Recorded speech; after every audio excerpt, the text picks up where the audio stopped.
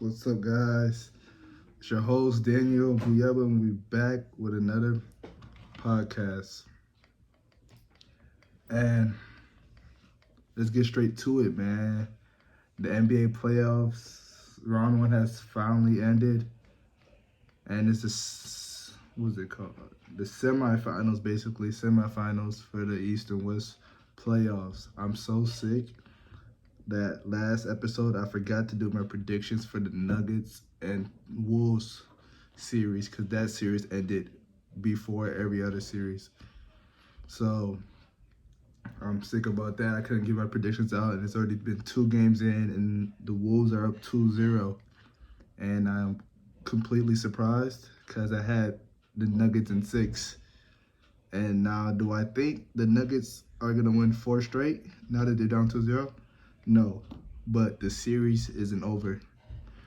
I see Nuggets could possibly come back and win in 7 games. They could win their next game on the road, though. They lost 2 at home, mind you. They lost 2 at home. They could possibly win the next game, game 3, and be down 2-1. And then probably be down 3-1 going back to Denver, because I don't see the Wolves losing both games at home. I don't see them. So it could be 3-1 going back to Denver, and they could possibly make it the best 2 out of... Nah, it wouldn't be a best 2 out of 3, honestly, if a team's up 3-1. But they could win their home game, game 5, and make it 3-2, and try to steal a game 6 in Minnesota. And if they do, game 7, anything can happen. But let's talk about that series right now. The Timberwolves defense. The Timberwolves, their defense has been surprising, man. It's not been surprising, but it's been surprising because the way they've been guarding Joker. They've been setting 2 bigs, not exactly how other teams have been doing it because other teams don't have 2 bigs, but they will have 1 big, probably Cat, guarding Joker, man to man, and then they will have Rudy Gobert, the newly defensive player of the year for the 4th time, come on the help side and basically be like the safety kind of. He'll basically be like the safety, if you understand. He'll be the safety, so like if Joker gets past Cat, he will have Rudy Gobert on the backside to help him. And that's been that's been working, as you can see. First game was a close first game, but they forced Joker to 7 turnovers in game 1. They had the Nuggets had the lead at halftime, surprisingly, because they never had the lead versus the Lakers. So they had the lead up by 4 going into the 3rd quarter, and then I believe the 3rd quarter is where they took over. The 3rd quarter is where the Wolves took over the game. They had the lead going into halftime. It was a close matchup. Anthony Edwards had 25 at half. He was killing them. He was getting anything he wanted. Both sides. He guarded Jamal Murray the first play, let him know that he was going to be here in the series. He told KCP he was going to comfort his head and everything. And Anthony Edwards showed he talked what he was about. Dropped 25 in the first half, ended with 43. Cat had a good offensive game, but he was still in foul trouble like always. But the defense they put on Jamal Murray was amazing. They held him to 17 points. 6 for 14 shooting, 2 for 4. And they had them frustrated, honestly. You could see Denver was frustrated game 1. They couldn't get into their offensive sets. They would have, like I said earlier, they forced Joker to 7 turnovers.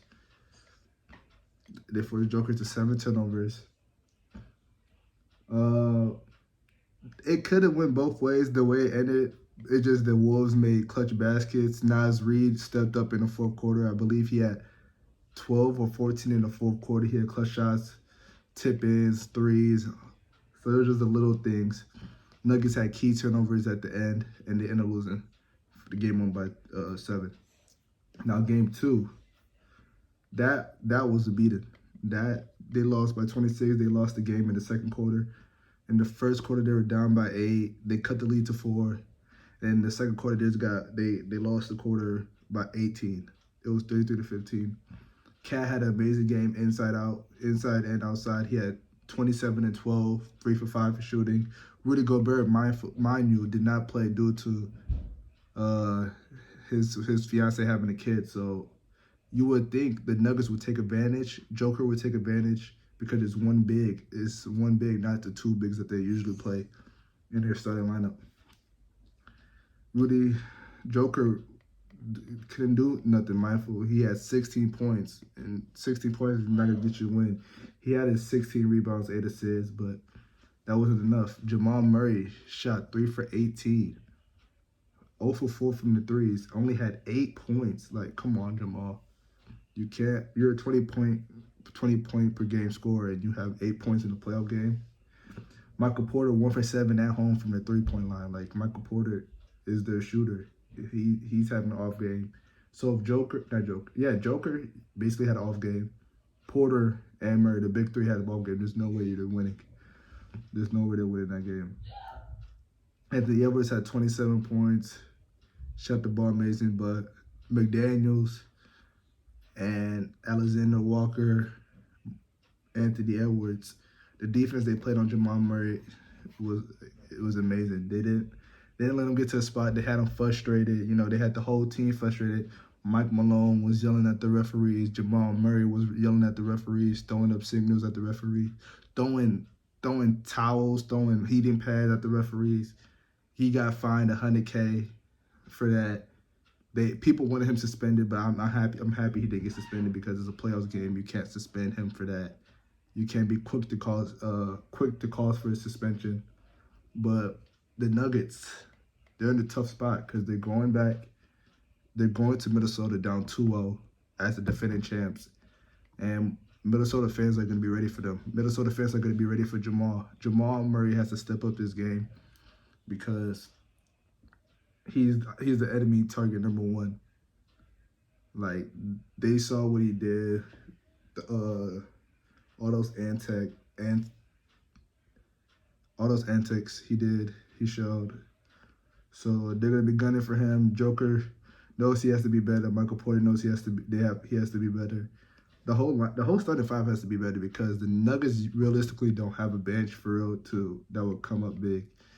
Reggie Jackson, I got hurt, and I believe he got hurt, but he came back. But he got hurt. But they just gotta get a better job getting into their sets, man. Like, the Timberwolves, they were switching everything.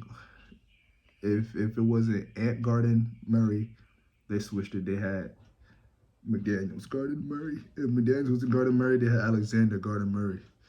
It was just crazy to see, man. I never thought I would see the Nuggets get blown out at home in the playoffs like that. Losing by 26. Like, that's crazy. But, you know, Coach Malone told the team, start acting like you're a champion, play like a champion. You have to win. You know, you guys know what to do to win and all those stuff. But I'm excited for tomorrow's game because I feel like the Nuggets are going to play with a chip on their shoulder. Even though the Timberwolves, they're not backing down for nothing. They want to sweep. They want to continue to be undefeated. What are they, 6-0 right now? They want to continue to be undefeated. They want to let the Nuggets know that they're here to get them out of there. Because, they lost to them last year.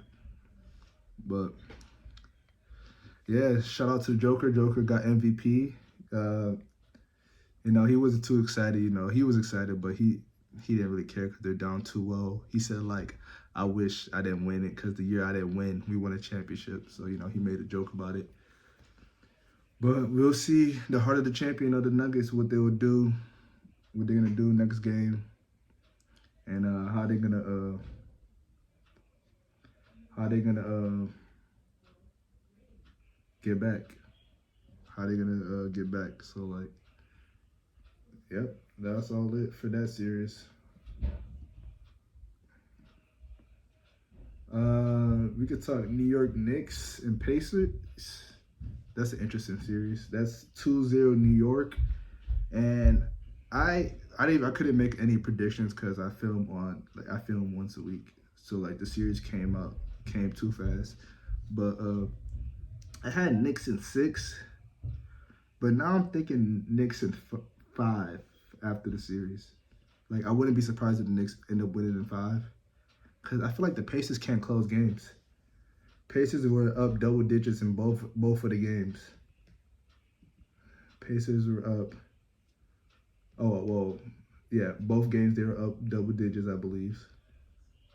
Game 1, Halliburton only had 6 points. Like, bro, you can't be the best player and have take 6 shots and have 6 points. He only scored off of 2 threes. And he took 5 threes, so that means he only took 1 shot outside the 3-point line. Siakam has to be better. I'm telling you, I've been saying Siakam has to be better. Siakam hasn't had a good game since Game 1 and Game 2 of the last series versus the Bucks. Miles Turner was huge that game. He had 23. They had good bench production from TJ McCollum and OG Toppin. Isaiah Jackson had good off the bench too. They outscored. That's crazy. They outscored the Knicks bench 43-8, and they still lost that game. That fourth quarter killed them, but I ain't gonna lie, it was bad officiated in Game 1. It was bad officiated. The home court advantage is real with the fouls. It's real. Knicks got away with a lot. Ooh, they called a kickball on the Pacers while it hit Naismith's arm instead of his leg. They called a kickball while they were on the 3-on-1 break. So that slowed down. Well, it didn't slow down. They didn't even have the fast break because they called it. That would have been an easy bucket on the 3-on-1. I believe that would have given them the lead. I'm not too sure with the scores. Oh, it was, yeah, because it was 115-115. And that led to Dante 3. The same possession because they called the kickball. That led to the 3. What else happened that game? A lot of flopping. The Knicks do a lot of flopping, man. They know how to draw calls from the officiating. Jalen Brunson hit big shots though. I ain't gonna lie about that. He had 43 points that game, but he took 14 free throws. It was like, geez, he took 14 free throws. But that same possession they called a kickball. Dante forearmed, I believe. Who was it that he forearmed? Naismith on the screen and roll for the pick and roll. He forearmed them. They didn't call the offensive foul. But Miles Turner, the next possession, they were down. The last shot, like they would have had the last shot. They called the offensive foul on Miles Turner. So, you know, they were mad because how you gonna call that? But you're not gonna call the one on Dante. So I know they were mad about that. But Josh Hart, Dante, and Jalen Brunson, the 3 Nova boys, they were huge that game. They were huge. And Mitchell Robinson got hurt that game, I believe. He's out. He's out now. He got hurt Game 1, and then Game 2, OG Adebayo, he got hurt, and OG had a great game Game 2. Game 2, OG had 28, I believe. The first game he had 13. Game 2 he had 28, but he got hurt with his hamstring. He might be out for Game 3 and Game 4. I believe Game 3 tomorrow for them, as well as the Nuggets and Timberwolves. But Jalen Brunson got hurt first quarter 2. He didn't play the whole second quarter. He had 5 points in the first half. He didn't play the whole second quarter. He was in the back getting treatment. He came back in the third quarter. Mindful, the Pacers were up 10 at halftime, and they lost the third quarter by 18 points, 36-18. Like, what? They said, no, TJ McConnell, he was having a good game defensively on Jalen Brunson. You know, he was getting physical with him. But the coach took him out, and he didn't play the last 7 minutes of the game, man.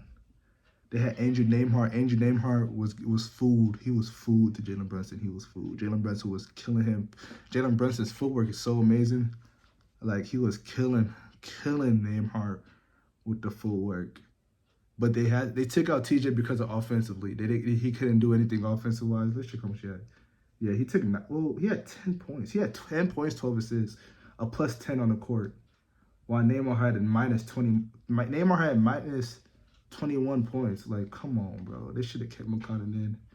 He was playing good. OG played good. Their bench played well. Wow, they can't believe they lost this game. Their bench played well. But Josh Hart hit big shots. Bro, we got to talk about the offensive rebounding, bro. The offensive rebounding for the Knicks killed the Pacers. I swear in the fourth quarter, I saw on Twitter, they said the Knicks either make a shot, they hit a big shot, or they get an offensive rebound. And I swear to you, in the fourth quarter, they got every offensive rebound. I swear, bro. Isaiah Hartenstein, Josh Hart, Dante, they got every rebound, bro. It's like, bro, Dante hit clutch shots, of course. Jalen Brunson hit a clutch shot. Josh Hart, clutch shot. But the Pacers, man. Look, Siakam, 14 points. Had a quiet game. Maybe because OG was guarding him the whole time. OG, his former teammate, was probably in his shirt the whole game. Couldn't get a good shot. Tyrese Halliburton had a good first half. He had 22 points, but ended with 34. I feel like second half he played soft. He didn't look at the basket in the third quarter how he was supposed to. I feel like mostly his points came in the fourth quarter, but he took a late shot. But it's crazy though. The Pacers were complaining about fouls this game in game 2, but at a point in the fourth quarter, they missed 5 free throws in a row. Like the Pacers, I saw they're gonna file for fouls that they was missed in game 1 and game 2, and I believe there's like 78 plays or something. Like, it was some crazy stuff. But it's like Pacers lost that game on themselves because, like, once Jalen Brunson came back in, they took their foot off the gas. They just let Brunson do whatever he wanted, bro. Andrew Nembhard had 15. That's why he was playing, because of his offensive bag. But, bro, the Pacers had to win. They're supposed to win that game, Pacers. They're supposed to win that game because now they're down 2-0. They're down 2-0. But the Knicks, we got to talk about the Knicks with the injuries. The Knicks, they play their guys 40 minutes. Like, Josh Hart averages like 46 minutes, the most probably in playoffs. Brunson, before yesterday, averaged like 46 minutes. He got hurt. He only played like 32. And Dante, the 3 Nova boys, that's what the Knicks rely on, the 3 Nova boys, the Nova boys. Dante played 44 minutes. But OG got hurt yesterday. So now they're down a rotation. Now they already played 7 guys. So now they have to find someone else to play. Or, yeah, they're going to play 6 guys now. Yeah, low key. Because they've been so injured. They already got injury problems. They got Randall, we know. Mitchell Robinson and Bogan Bogdanovic is hurt. So, dang, they might have to play Alex Burks. And he played the Spurs. He played like the last minute in the second quarter when Brunson got hurt. I believe he played some minutes in the second quarter. Towards the end, like, yeah, they said he had 1 minute here.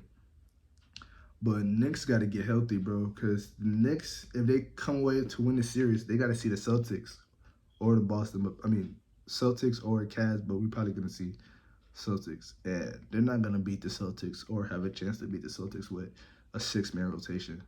So they got to get healthy, and Tom Thibodeau has to start playing his bench. He has to get Alex Burks involved. Got to find what he can find from Jericho Sims. Because Jericho Sims is another big body they could throw on the Pacers, but they got to get their bench involved. So I believe the Pacers should win Game 3. Pacers should win Game 3, but I probably see the Knicks winning in 5, bro. Because if it's a clutch game, the Knicks ain't losing. The Knicks only lost 1 clutch game, and that's because Tyrese Maxey happened when they were up 5 with, like, I forgot how much was left, but they were up 5 and they blew it because Tyrese Maxey took over. But Halliburton has to be better. He has to play a complete game. You can't just play one half and then miss a half and miss a quarter, then take over fourth quarter. They got to make the free throws. And talking about closing games, I feel like the Pacers defense been their biggest struggle, honestly. They've been allowing 130 this game, and I believe they allowed about 120 the other game. And I feel like they're not getting timely stops that they need. Like in the fourth quarter, they cut it down to 1, and then they allow open 3 to Dante in the corner. Then another possession, they get a defensive breakdown. Jalen Brunson throws it down. I just feel like they need timely stops. And yeah, like the defense killed them in the second half, both games. Well, mainly the first half too. They allowed 63 points this game in the second quarter. But yeah, I feel like if they get timely stops at home in the second half, mainly the fourth quarter, they should be able to close the game out because they got the offensive firepower. They got Siakam when he's on one. They got Tyrese Halliburton. He made good passes yesterday. He had a good assist to Miles Turner yesterday. And who else?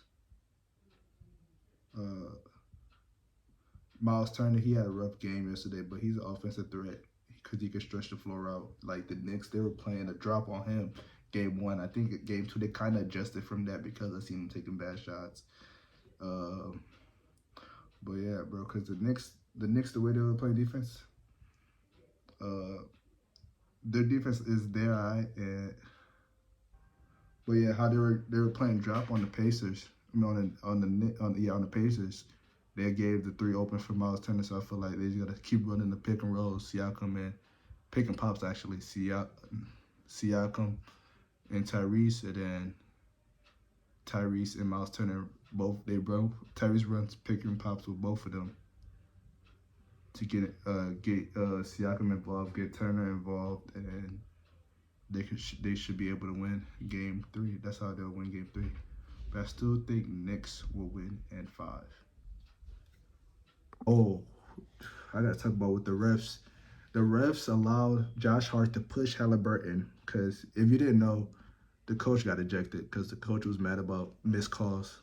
One missed call was Josh Hart pushed Tyrese Halliburton, and they didn't call nothing. They didn't call nothing that whole game. And they called a double dribble on Isaiah Heinstein. It wasn't double dribble, but it's like, how do you tell? Like, they called a double dribble, right? But they didn't even look at the monitor. They just said, no. That's like, no, that wasn't double dribble. That's like, for example, we playing outside, and we call a foul, and like we say it's no foul, and like the other team says it's no foul, and then we just agree, like, say like it's no foul. It's like, you can't do that, bro. I don't know if that's a good example. Basically, I'm trying to say, how I'm trying to say it, like the Knicks double dribble. They didn't double dribble, but the refs called a double dribble, and they didn't even look at it. They just automatically reversed the call. It's just saying like how they got kickball. The kickball happened. They should have reviewed that and changed the call, but they didn't do that. But they changed the call for the double dribble for the Knicks. That's why the coach was mad as well, and the coach got ejected because he was arguing with the refs. Basically, I'm saying like the Pacers got hold basically at the end with that double dribble call, even though it wasn't a double dribble call, and they wanted to go over that. They wanted to review that, or they didn't want to review it. They just didn't want them to switch the calls. Basically, that's what I'm saying. But we'll see. We'll see if Game 3 if OG plays. Probably not, and we'll see how Jalen Brunson's foot is. Because I think Jalen Brunson is going to play just because it's the playoffs, and who else are they going to rely on? So if Brunson plays,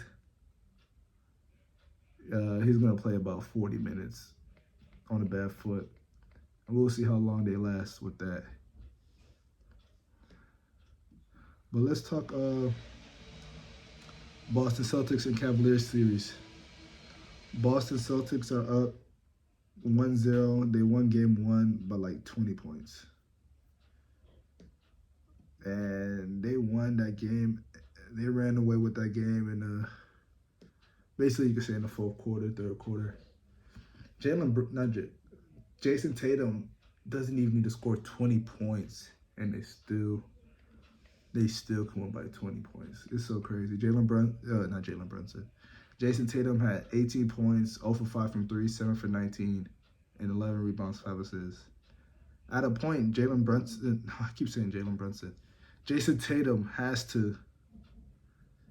has to be efficient. Like, he doesn't have to do it now, but he has to start being dominant, like how Anthony Edwards is, Luka Doncic has been, Jalen Brunson. He has to be like the MVP he thinks he is.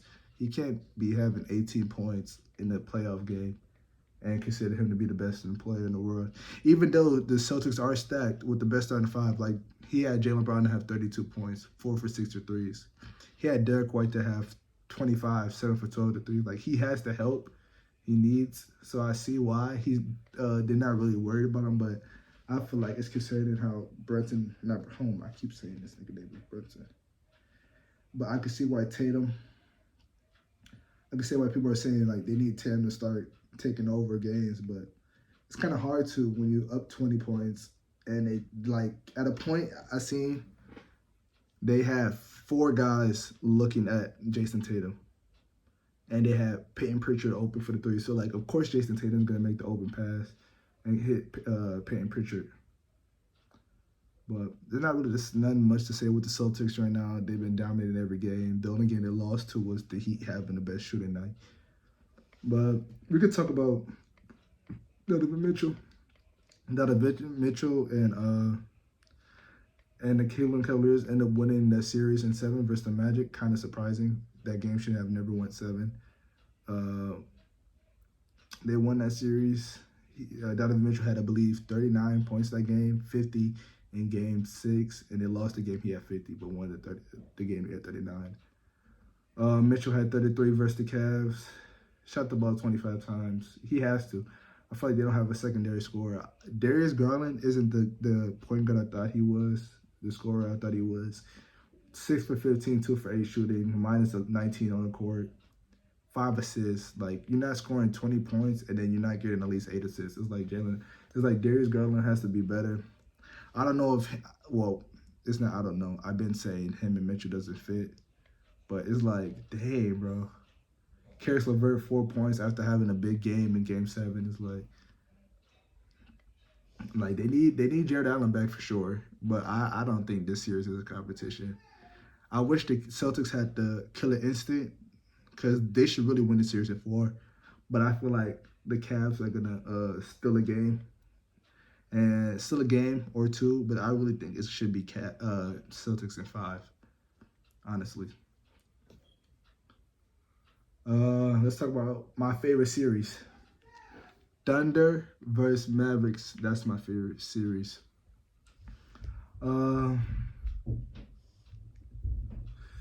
That was the first quarter. First quarter was close. Second quarter was close. Third quarter. It's the fourth quarter what happened. The Thunder ran away with that game. Luka got banged up in the first quarter. He already had a sprained knee, and he fell on it after landing on Lou Dort when I believe was it Lou Dort or Luka? One of them shot a 3 and they both fell on each other. But Luka had a rough night. 6 for 19, 1 for 8 from the 3, missed 4 free throws, only had 19 points, 9 rebounds, 9 assists, 9 assists, 6 rebounds. The Mavs ain't gonna win if he's having 19 points and shooting 6 for 19, I'll tell you that. But the thing is, the game was close throughout the whole game. It was close into the fourth quarter. Kyrie Irving, he had a rough night. You know, Kyrie Irving always has slow first quarters, first halves, I should say. And it takes over second halves. He had 20 points. Gafford had an amazing game defensively. Gafford's going to be key in this series. He has 16, 11, and 5 blocks. He's going to be key for the Mavericks this series, for sure. Let's talk about the Thunder.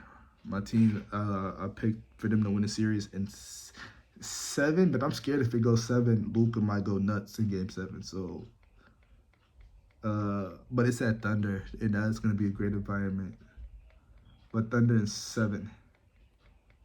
Shea had a rough shooting night, I'll say, but he got to the basket, shot 13 free throws. They call him a free throw merchandise, a guy that gets to the free throw every time. But honestly, you can say the same thing about Jalen Brunson. Jalen Brunson, he's been, I ain't gonna lie, Jalen Brunson's been flopping. Jalen Brunson has been flopping his way to the free throw line. But you can say the same about a lot of players. He had 29, 9, amazing game from Shea. All-around game. It's been an amazing game.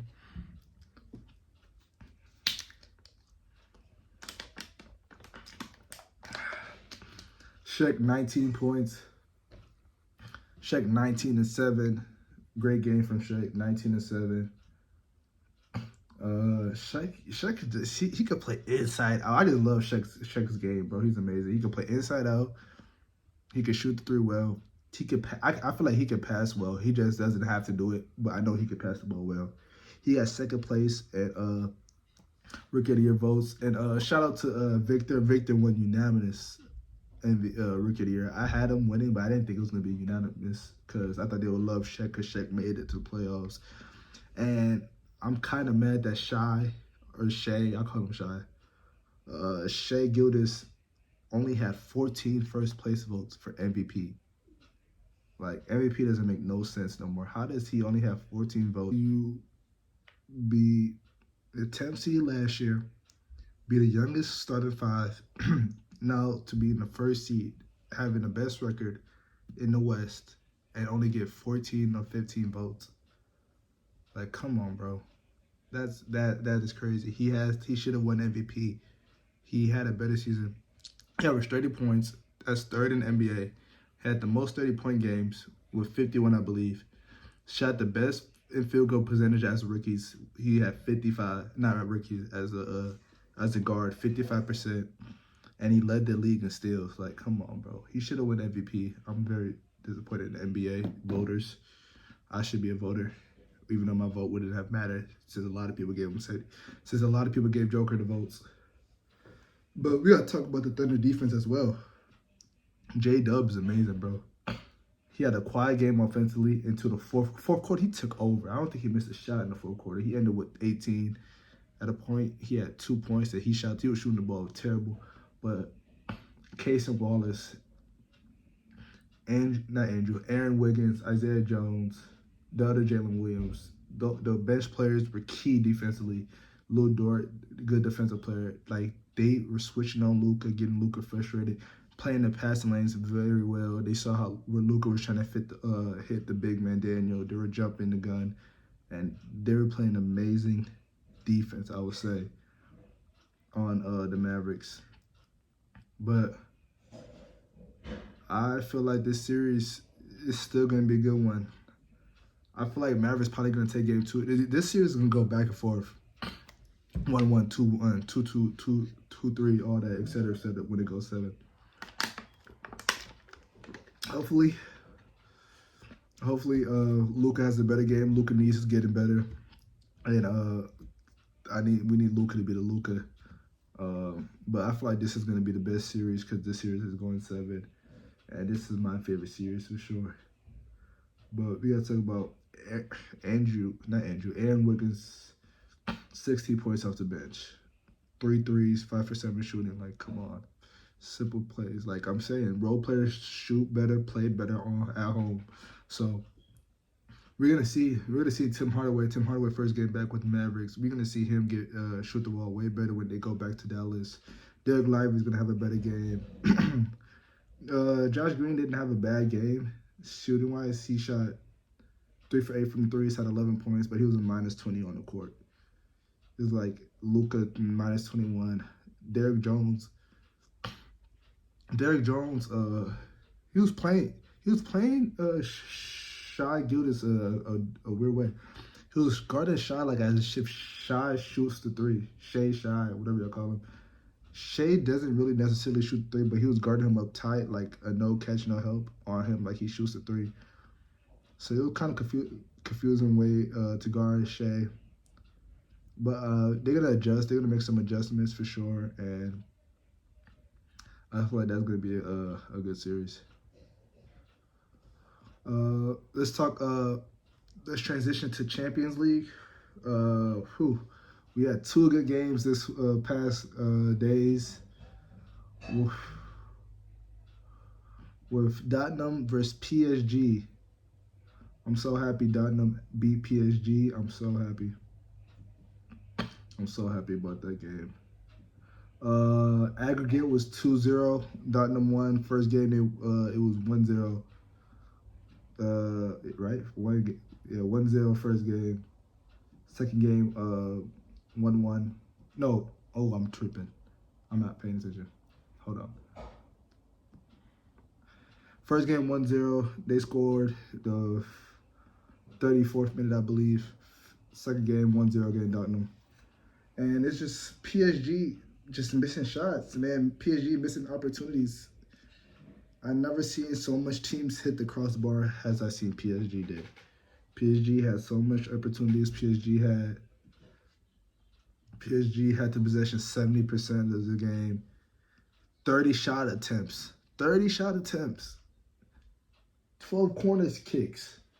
And they still lost that game. 5 shots on goal. And probably all 5 of them hit the crossbar. I'm telling you that. They hit the crossbar. And Mbappe was disappointed, man. I saw they asked him a crazy question. They talked about would he be rooting for Real Madrid after that game. Like, why would you ask that question? Like, there's no point to ask that question. But, you know, they played a lot this year. They played 4 games versus Tottenham. And Tottenham came up on top at the road. Or at Paris. They won at Paris. That's crazy. But that was it. That was a huge opportunity they missed. Mbappe and them missed. I wish they showed the points on here. But they deserve to win. Tottenham deserved to win. Mario Roy's last game is going to be in Wembley versus Real Madrid. Sancho played amazing. But huge opportunities missed. Zaire Emery hit the crossbar. Mbappe hit the crossbar as well. Hakima hit the crossbar. Dembele missed a wide open shot. It's crazy. Dembele scored 2 goals versus OC Barcelona, but versus Tottenham, his old team as well. He's a no-show. That's crazy. You know, that was hard. That was hard for Mbappe. Hopefully, we don't know if that's will be his last Champions League game. People said he's already signed in Real Madrid. I don't know. I don't believe those rumors until it all happens. But Tottenham is going to be moving on in June 1st to play against Real Madrid. And Real Madrid versus BayernMunich was an amazing game to see, bro. Real Madrid was in control the whole game. 57 possessions. 57% of the game they had possessions. Took 19 shots, 7 on target to BayernMunich's 8 shot attempts and 5 on goal. Vinicius Jr. was playing amazing. His dribbling skills was amazing. His passing skills was amazing. He was getting everybody involved. It would have been a crush for them to lose. They would have lost that game. 8 corner kicks to 4. But we got to talk about... Bro, you can't... BayernMunich goalie played an amazing game. Great game. He has so much saves, so many saves. Tips out of bounds, catching it like... Oh, man. Vinicius Jr. hit the crossbar, and then Rodrigo, it rebounded to Rodrigo. And then it's right in front of the goal. And then Mueller, he saves it still. Like, he catches it and saves it, bro. That would have been a quick 1-0. Alphonso Davies scored an amazing goal with his weak foot. Oh, man. If you would see the way the ball curved, I thought it was 1-0. When that goal happened, the fans were quiet. BayernMunich had that game, but it's a 90-minute game. 85th minute, I believe, the coach of BayernMunich takes out the 3 best attacking players. Harry Kane, Lionel Sane, and who am I missing? It took one more person out. I can't think of his name. Let me look. Oh, yeah, Jamal Musula. Jamal Musula was playing a great game. Oh, yeah. I forgot to say, Alphonse Davis didn't even start the game. Serge Bernard hurt his hamstring. He came out the game. Well, I just realized they did 4 subs. How many subs are allowed in Champions League? I swear I thought it was 3. Please, I need to find out how many subs were allowed now. But Harry Kane came out the game. Lionel Sane came out. And Jamal Musula came out. But Thomas Muller, the legend Thomas Muller, you guys know him. But they came out I believe it was 89th minute. 85th minute. They came out. How you pronounce his name? Joselu, number 14. He's a lone player. Last time Real Madrid was in the championship versus Liverpool, he was watching the game as it stands. Now they're in the championship and he's playing. They're in the championship game because of him. He scored 2 goals, and those 2 goals are like the difference of like Real Madrid. They never quit. I believe, was it Vinicius that shot the ball? Vinicius shot the ball. The goalie saved it but dropped it. And then Jose Lu was there for the tip in, tied it up 1-1 in the 88th minute. When that happened, I said, it's wraps. Real Madrid is going to win in extra time because I know Harry Kane's out the game and Lionel Sane's out. Those 2 strikers, not the strikers, but the 2 attack players. Kane's the striker.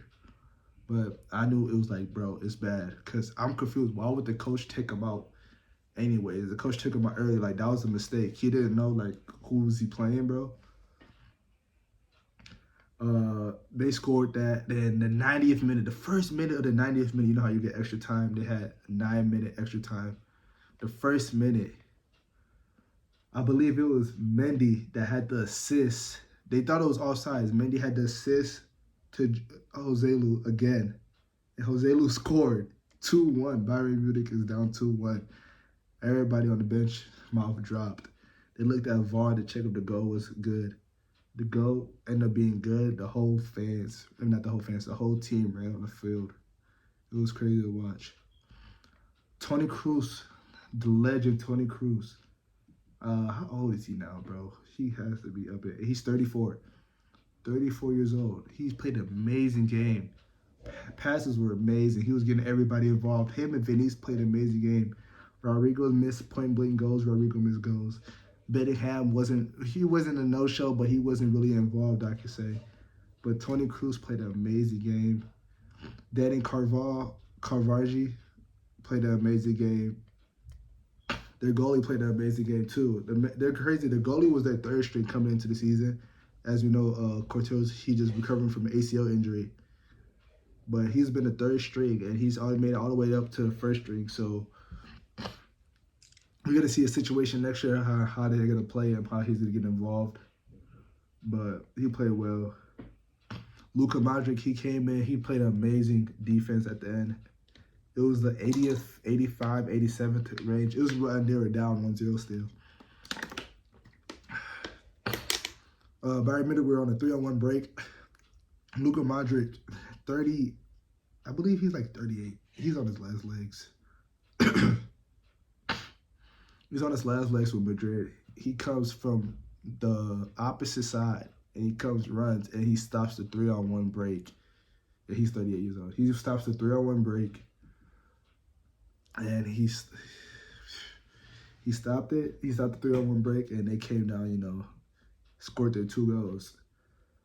But that was an exciting game to watch. They added about 13 minutes. So it was extra 9 minutes, and then they added 4 more minutes. I don't know why. Maybe because like all the VAR looks, all the But what was I finna say? Oh, so at the end, there was offsides. I can't remember who was offsides on BayernMunich. and they played on, but Real Madrid didn't play on because they heard the whistle blow. And they legit, he scored, but they already called offsides. And people are like, they didn't know how to react because some people didn't hear the whistle, but Real Madrid goalie heard the whistle. So they stopped it, but they scored. They didn't even look at VAR because I guess the linesman blew the whistle before they continued play. So I believe, like in the soccer rule, if that happens, you automatically got to stop play and all that. So Thomas Müller was furious. The coach was furious. Thomas Tuchel was furious, and he got a yellow card. But it's like, Bayern Munich sold that game, man. Bayern Munich sold that game.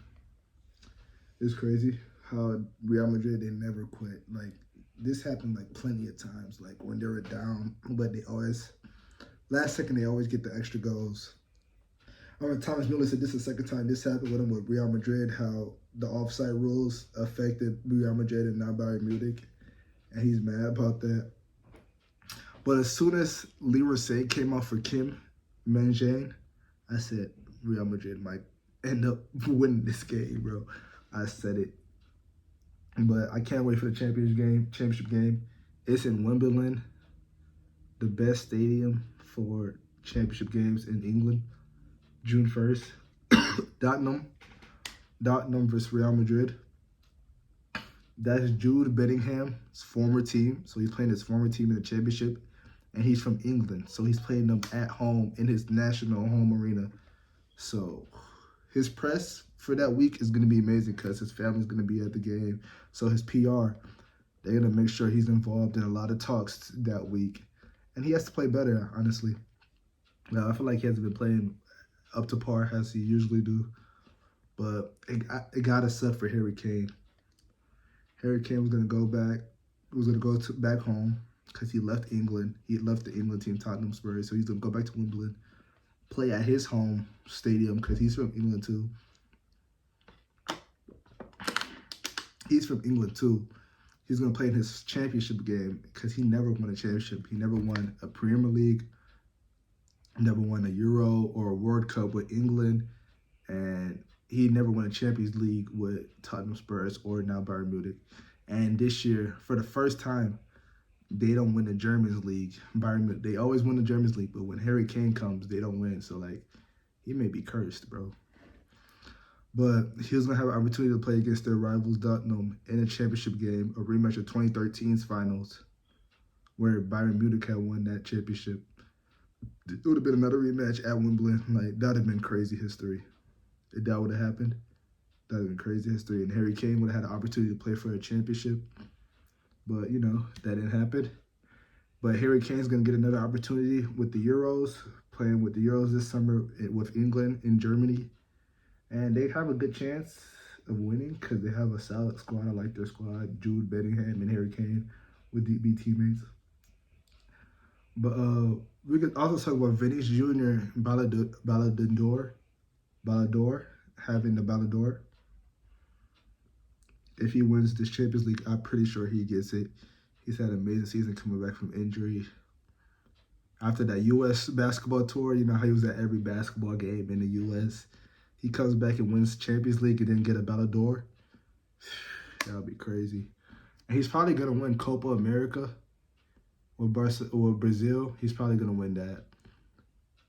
And I'm sick, bro. I was playing FC 24, and Brazil is not on the game, bro. Like, come on. I'm so sick about that, bro. I did not know that. He's not on the new game. Something's wrong with that FIFA game, bro, even though it's not called FIFA no more. A lot of teams aren't in the game how they used to be back in the day, so they got to start signing these deals, bro, getting them back involved. But, yeah, that's all for the Champions League games, bro. That was an exciting match. I might just watch the highlights again, bro. I love that Real Madrid game. I'm telling you, that's an exciting game. I can't wait for the championship as well. And, yeah. Oh, that's crazy. Crazy, right after Bayern Munich scored, Nacho scored on the corner kick, but he fouled him. And I thought it was wraps after that. I ain't gonna lie. I thought it was wraps.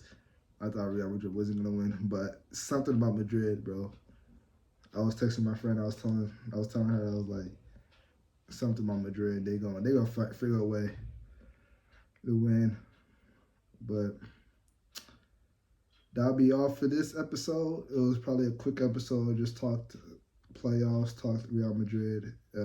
Well, not just Real Madrid. We talked Champions League, of course. But yeah, thank you for watching this episode. Thank you for tuning in. Like and subscribe.